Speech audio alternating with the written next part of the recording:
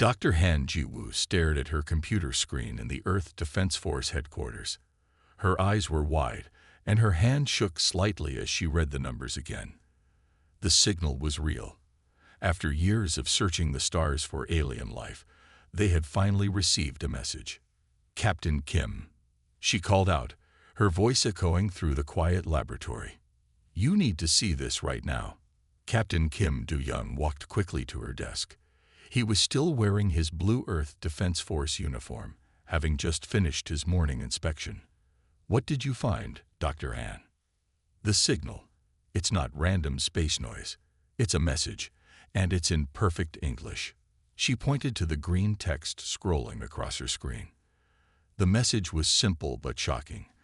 "To the inhabitants of Earth, your presence is requested at the Galactic Council."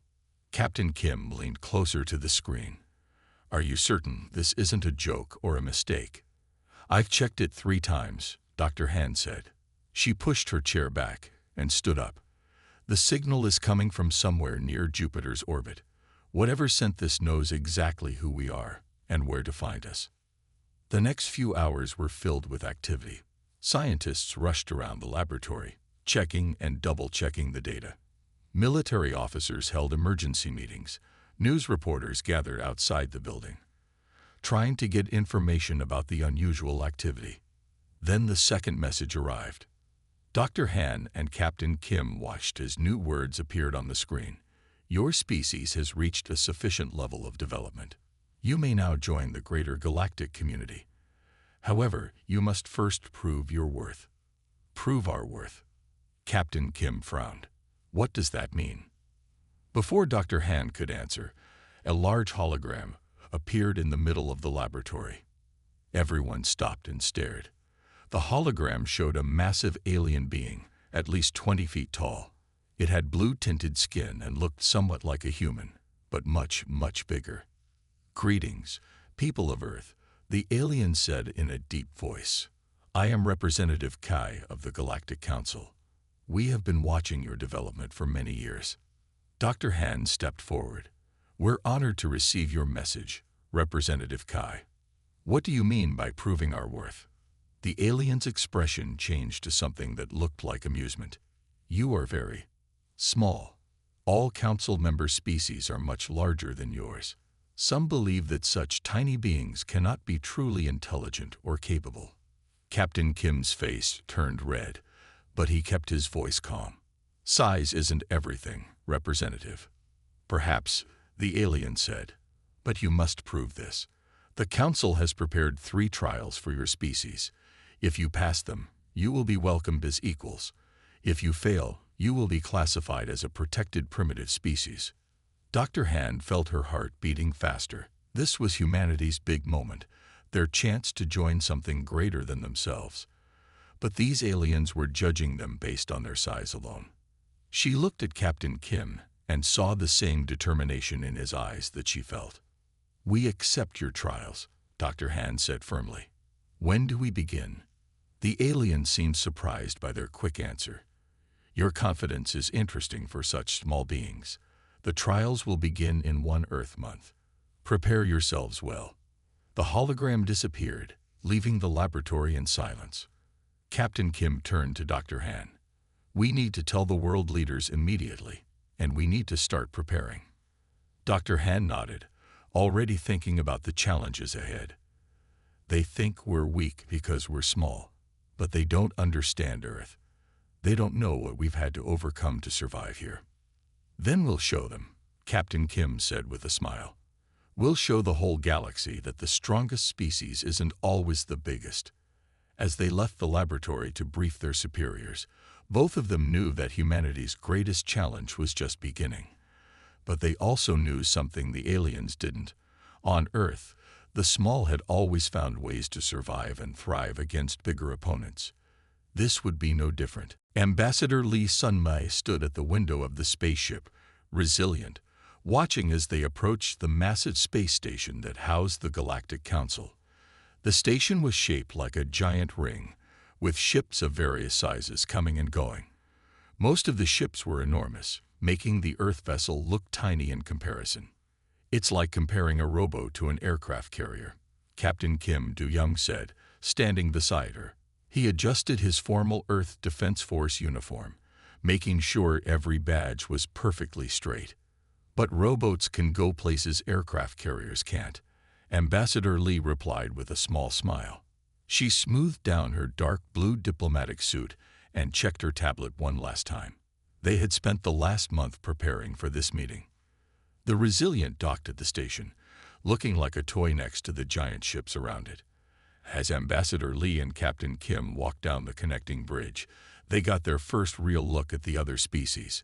Huge aliens of different shapes and colors walked through corridors that were built for their size. Some were as tall as 4-story buildings. A blue-skinned alien that they recognized as Representative Kai approached them. Even though he was one of the smaller council members, he still had to bend down to speak to them. "Welcome to the Galactic Council Station," he said. "Please follow me to the council chamber." They walked through enormous hallways, feeling like children in a world built for giants. Other aliens stopped to stare at them, some whispering to each other and pointing. The council chamber was a circular room with tall seats arranged in a circle. 12 massive aliens sat in these seats, looking down at the humans with curious expressions. Ambassador Lee held her head high, refusing to be intimidated by their size. "Representatives of Earth," the council leader spoke, his voice deep and powerful. "You have been brought here to face 3 trials that will determine your species' place in the galaxy." Ambassador Lee stepped forward. "We are ready to hear the nature of these trials." The council leader nodded. "First, you must prove your physical capability. One of your warriors will face our champion in combat." Captain Kim's face remained calm, but his hands tightened into fists at his sides. "Second," the leader continued, "you must demonstrate your technological advancement by creating something that surpasses our current capabilities." Ambassador Lee made notes on her tablet, her expression professional and focused. "Finally, you must prove your strategic abilities in a simulated warfare scenario against a coalition of our forces." Murmurs spread through the council chamber. Some of the aliens were laughing quietly, clearly thinking these tasks would be impossible for such small beings. Ambassador Lee looked up from her tablet. "And if we succeed in all 3 trials, then you will be welcomed as equals," the council leader said. "But if you fail, your species will be classified as primitive and placed under our protection. You will not be allowed to leave your solar system." "When do the trials begin?" Captain Kim asked. "You have 1 Earth week to prepare for the first trial," Representative Kai answered. "Our champion is eager to meet your warrior in combat." Ambassador Lee stepped forward again. "Before we proceed, I would like to address the council." When they nodded, she continued, "You see our size as a weakness. But on Earth, we have a saying. It's not the size of the dog in the fight. It's the size of the fight in the dog." The council members looked confused by this statement, but Ambassador Lee wasn't finished. "We accept your trials, but we ask that you judge us by our actions, not our size." As they left the council chamber, Captain Kim turned to Ambassador Lee. "That went better than expected." "They're overconfident," she replied quietly. "They think size is everything. That's their weakness, not ours." Back on the Resilient, they immediately sent a message to Earth. They had 1 week to prepare for the first trial, and they would need every minute of it. The fate of humanity's future in the galaxy rested on their success. "Do you think we can win?" Captain Kim asked, as they watched the space station grow smaller behind them. Ambassador Lee smiled. "We've spent our entire history competing against bigger and stronger opponents. Tigers, bears, elephants, Earth's creatures that could easily crush us. Yet here we are, and they're the ones in our zoos. Size isn't destiny, Captain. It's time we taught the galaxy that lesson." Dr. Park Tawan's laboratory at the Earth Defense Force headquarters was busier than ever before. Screens displayed complex calculations while engineers moved quickly between testing stations.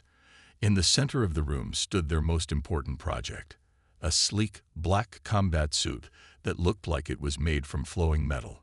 The gravity on their worlds is much lower than Earth's, Dr. Park explained to the team gathered around him. This is our advantage. We've grown strong under Earth's heavy gravity. Now we just need to use that strength properly. He pressed a button on his tablet, and the combat suit lit up with soft blue lines running across its surface. This suit compresses gravitational energy. It's like storing a punch and releasing it all at once. Dr. Han Ji-woo watched from her workstation nearby. She had spent the last week studying videos of the alien species, looking for any weakness they could use. Her computer showed detailed analyses of their movement patterns. Their size works against them in one way, she said, walking over to Dr. Park's team. They move slowly. Their muscles have to work harder to make such large bodies move. We're faster, more agile. The door opened, and Captain Kim Do-young entered the laboratory. He would be wearing the suit in the combat trial, and everyone knew humanity's future depended on his performance. "Is it ready for another test?" he asked, looking at the suit with determination in his eyes. Dr. Park nodded. "We've made it lighter and stronger. The gravitational compression system is now 3 times more powerful than yesterday." They moved to the testing chamber, a reinforced room designed to handle extreme forces. Captain Kim put on the suit, which adjusted itself to fit his body perfectly. The inside was lined with sensors that connected to his nervous system. "Remember," Dr. Han said, checking the suit's readings on her tablet, "you don't have to match their strength. You just need to use it against them." Captain Kim nodded and took his position in the chamber. Dr. Park activated the testing sequence. Large mechanical arms, built to simulate the strength of their alien opponents, moved to attack. The suit responded to Captain Kim's movements instantly. When he dodged, it was faster than any human could move naturally. When he struck back, the suit released compressed gravitational energy that could dent reinforced steel. "Better," Dr. Park said, making notes. "But we need more speed.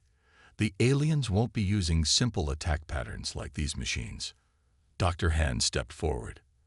"I think I can help with that." She connected her tablet to the testing chamber's controls. "I've been studying their biology. They have a notable delay between seeing something and reacting to it. Their neural pathways are longer because of their size."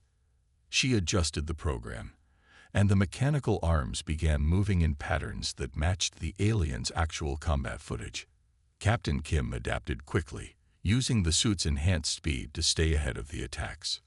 "This is it," Dr. Park said, watching the test results appear on his screen. "We're not trying to be stronger than them. We're using their own size against them." Later that evening, as the team prepared to send their test results to the Earth Defense Force Command, Dr. Han found Captain Kim still practicing in the suit. "You should rest," she said. "The trial is tomorrow." Captain Kim executed a perfect flip over one of the training drones. "Just a few more hours. We've only got one chance at this. If we fail—" "We won't fail," Dr. Park interrupted, entering the room with fresh data on his tablet. "Their size makes them strong, but it also makes them predictable.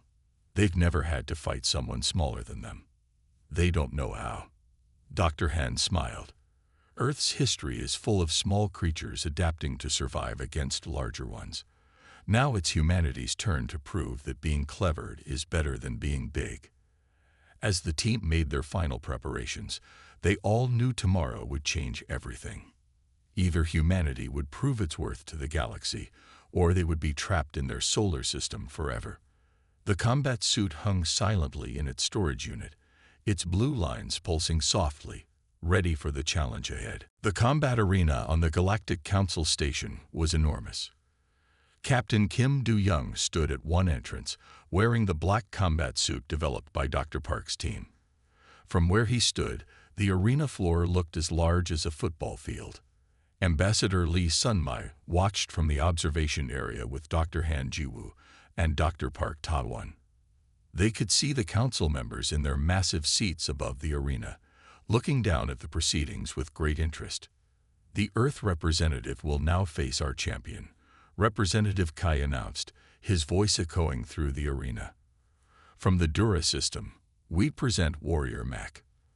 The opposite door opened, and a giant figure stepped out.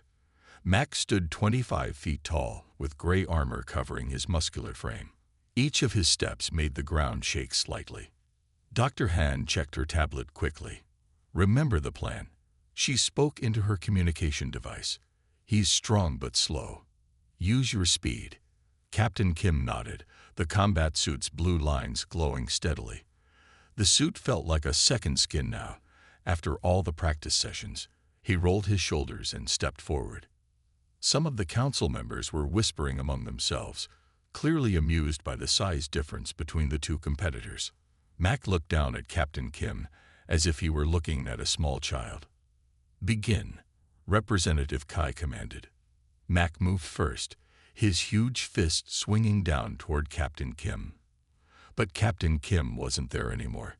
Using the suit's enhanced speed, he had already moved to the side. The giant fist hit empty ground, cracking the arena floor. "Too slow," Captain Kim muttered, activating the suit's gravity compression system. He ran forward, moving faster than any human could naturally move. Before Mac could turn, Captain Kim had already struck the back of his knee, releasing compressed gravitational energy on impact. The giant warrior stumbled, surprise clear on his face. He hadn't expected such force from a small opponent. He tried to grab Captain Kim, but again hit only empty air. "Impossible," one council member said loudly. "How can something so small move with such power?" Captain Kim continued his strategy, striking and moving, never staying still long enough to be caught. Each hit delivered the stored power of Earth's gravity, focused into precise points. Mac's movements were becoming slower, his breathing heavy. "The suit is performing perfectly," Dr. Park said, watching the energy readings on his tablet. "The gravity compression is stable." Mac was getting frustrated. He slammed both fists into the ground, creating a shockwave that spread across the arena. But Captain Kim jumped, the suit enhancing his leap. While in the air, he spun and struck Mac's shoulder with concentrated force. The giant warrior lost his balance and fell to one knee. Captain Kim landed gracefully and immediately moved to his final attack. He ran straight up Mac's arm, each step releasing gravitational energy that made the giant's arm sink lower. When he reached Mac's shoulder, Captain Kim pressed his hand against the warrior's neck, the suit glowing bright blue. "Yield," Captain Kim said firmly. "The next compression release will not be gentle." The arena was completely silent. Nobody had expected the fight to end like this. Mac, still on one knee, and with a small human holding a devastating attack position, looked up at the council. "I yield," he said clearly. "The Earth Warrior has defeated me." The silence broke as council members began talking all at once. Representative Kai stood up, raising his hands for quiet. "The first trial is complete. Earth has proven its physical capability." Captain Kim stepped back, powering down the suit's compression system. He bowed respectfully to Mac, who returned the gesture with newfound respect in his eyes. In the observation area, Ambassador Lee smiled. "One down, two to go," she said. "Now they know size isn't everything." Dr. Han and Dr. Park were already reviewing the suit's performance data, preparing for the next challenges ahead. But for now, they had shown the galaxy that humanity wasn't to be underestimated. The next trials would be different, but they were ready to face them. Dr. Park Tadwan stood in front of the Galactic Council's Science Committee, looking at the massive screens displaying faster-than-light travel data. After their victory in the combat trial, the Council had given them 3 days to prepare for the technology challenge. "Your current faster-than-light drives are impressive," Dr. Park said, pointing to the data. "But they're built for large ships. We've found a better way." The alien scientists towered over him, their expressions doubtful. One of them, a tall being with purple skin, spoke up. "Your species has only recently discovered space travel. How could you improve on technology we've used for centuries?" Dr. Park smiled and pulled out a small device from his pocket. It was a cube about the size of his palm, glowing with a soft white light. Sometimes, being small helps us see things differently. We can work with smaller particles, create more precise tools. He placed the cube on the floor and stepped back. The device projected a hologram showing complex quantum calculations. We discovered something interesting about quantum space. The smaller the object, the easier it is to move through quantum tunnels. Dr. Han Jiwoo, who had been working with Dr. Park on the project, added her own data to the display. Your ships are powerful, but they waste energy pushing their large mass through space. Our solution is more elegant. She pressed a button on her tablet, and the cube began to hum softly. The air around it shimmered like a heat wave. We don't force our way through space. We slip through it, like water flowing through tiny cracks. The alien scientists leaned forward, their interest clearly growing. The purple-skinned scientist asked, "Can you prove this works?" Dr. Park nodded to Dr. Han, who activated another control. A small probe, no bigger than a tennis ball, appeared next to the cube. "Watch carefully," she said.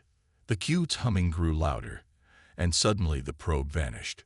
1 second later, it appeared on the other side of the massive room. The alien scientists rushed to their instruments, checking the readings. "Impossible," one of them muttered. "The energy usage is minimal, but the speed. This is faster than our best ships." Dr. Park walked over to retrieve the probe. "Size isn't always an advantage. Your ships need enormous engines because they're so big, but we've learned to work with what we have. Our small size lets us understand and use quantum mechanics in ways you haven't considered." The head of the science committee, a giant being with crystalline skin, spoke for the first time. "Explain how this could be useful. A device this small cannot move large ships."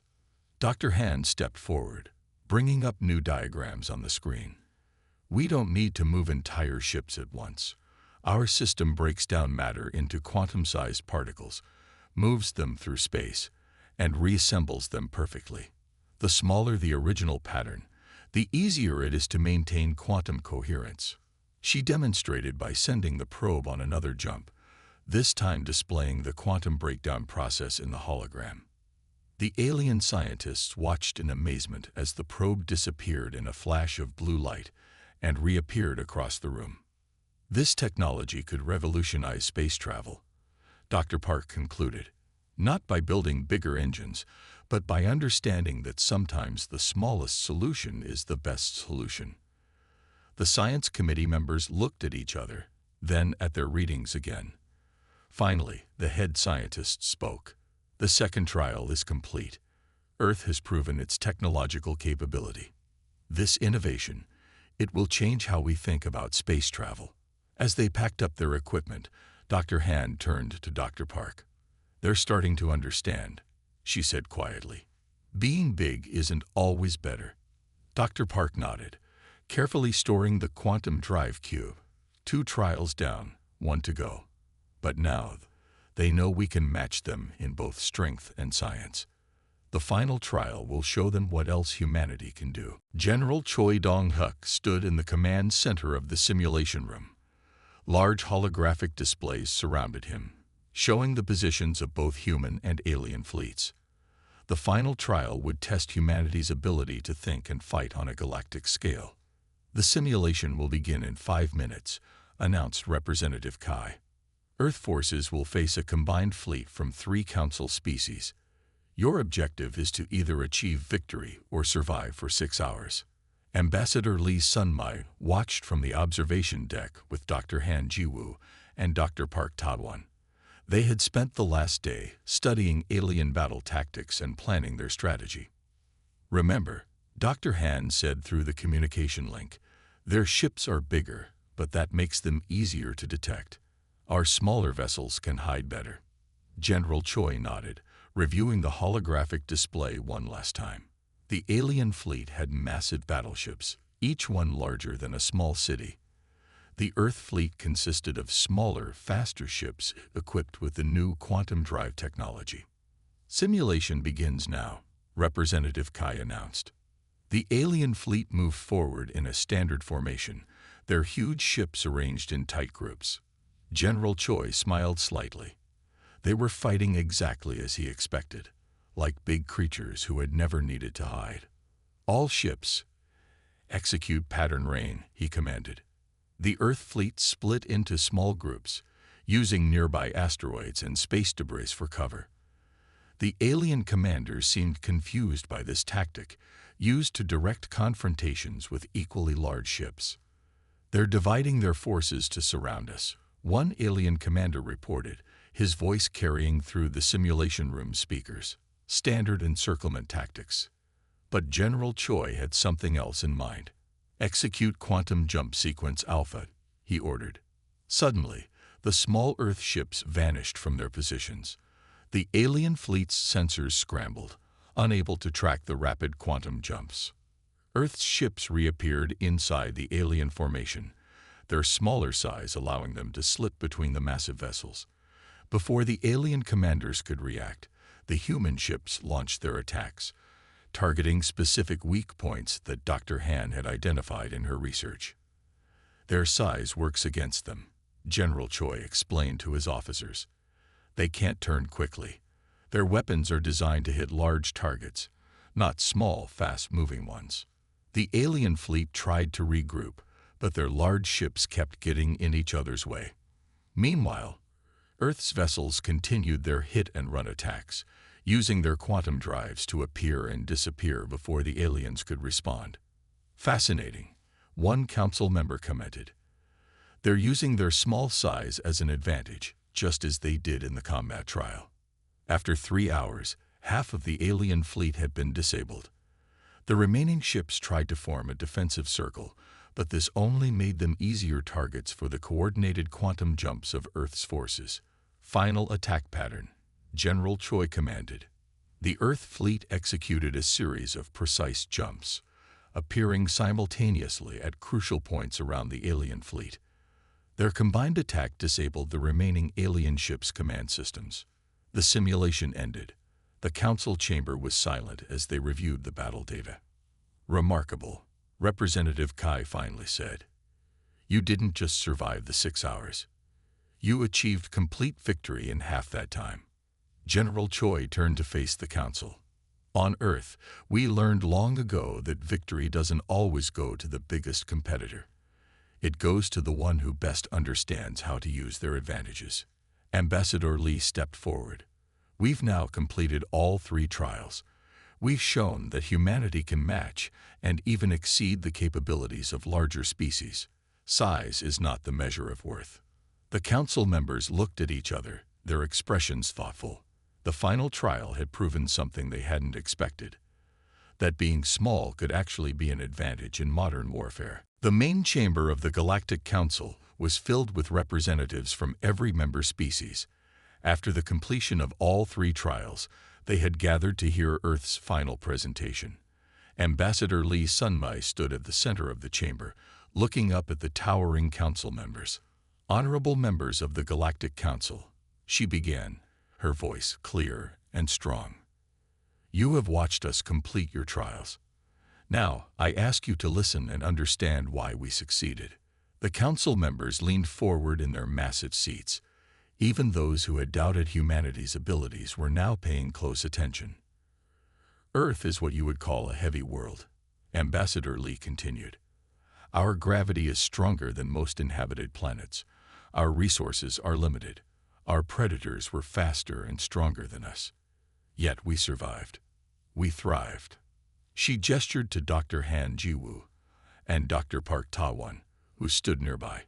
You saw how we turned our small size into an advantage. In combat, we were faster and more agile. In technology, we worked with smaller particles to achieve better results. In strategy, we used our size to outmaneuver larger ships. Representative Kai nodded slowly. You have indeed shown remarkable abilities. But explain to us why we should view your species as equals when you are so different from us. Ambassador Lee smiled. Different does not mean lesser. Look at your own worlds. Are all your useful tools massive? Are all your precious resources large? Nature teaches us that value does not depend on size. She activated a hologram showing Earth's history. We learned to hunt creatures larger than ourselves. We learned to build tools that made us stronger. We learned to think in ways that turned our challenges into advantages. Every limitation forced us to become more creative, more innovative. The council chamber was silent as they watched scenes from Earth's development. They saw humans bringing down mammoths with clever tactics, building machines to lift enormous weights, and creating computers that grew smaller but more powerful with each generation. Your trials tested exactly what we learned through our evolution, Ambassador Lee explained. Physical adaptation, technological innovation, and strategic thinking. These are not just skills we develop for your tests. They are part of who we are. Captain Kim Do-young stepped forward, still wearing the combat suit from the first trial. In the combat trial, I didn't win because I was stronger. I won because countless generations before me learned how to face bigger opponents and survive. Dr. Park joined in. Our quantum drive wasn't created just to impress you. It came from centuries of learning to do more with less, to find elegant solutions instead of forceful ones. General Choi added his voice, and our battle strategy wasn't new. It was based on techniques we developed throughout our history, fighting against larger forces. Ambassador Lee looked each council member in the eye. You asked us to prove our worth. We did more than that. We showed you that the galaxy needs diversity. Different sizes, different approaches, different ways of thinking. This is what makes a civilization truly great. The council members began discussing among themselves, their voices a low rumble in the chamber. Finally, the head of the council raised his hand for silence.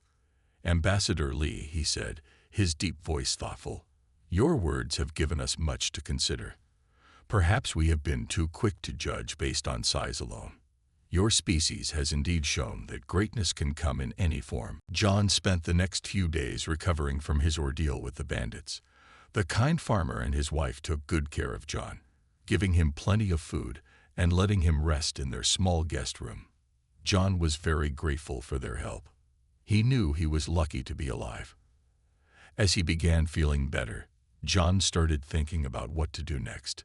He still wanted to reach the capital city and warn the king about the evil sorcerer's plans, but he had lost his horse and supplies.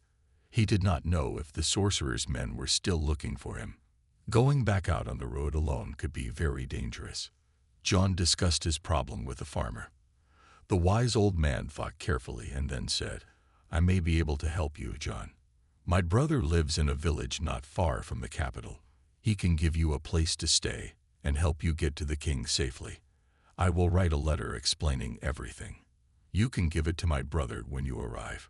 John thanked the farmer. It was a very kind offer. Having a safe place to go would make the journey much easier. The farmer told John how to find the village. He said it would take about 4 days to walk there. The farmer's wife gathered some supplies and spare clothes for John to take with him.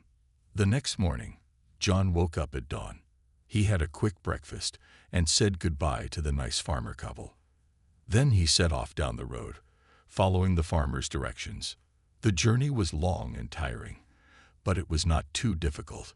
The road took John through a peaceful stretch of farmland.